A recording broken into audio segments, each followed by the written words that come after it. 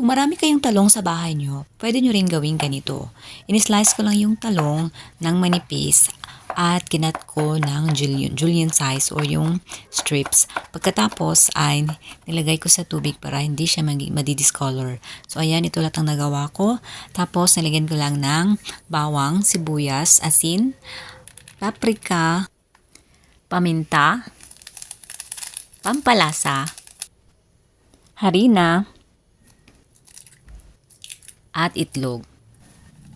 Naglagay din pala ako ng masala powder at oregano para mas lalong sasarap yung ating tortang talong. So ayan, pinaghalo-halo ko lang lahat at ating iprito sa kawali na kung ilang piraso lang kasya. Sa amin is 3 piraso lang by batch ang kasya. So ayan, piprito lang nito sandali hanggang maluto. At ayan, mas masarap kasi medyo brown or medyo tosta yung ating talong. So ayan, luto na lahat at ito yung nagawa ko, napakadami. Subukan nyo rin. Yun lang, bye!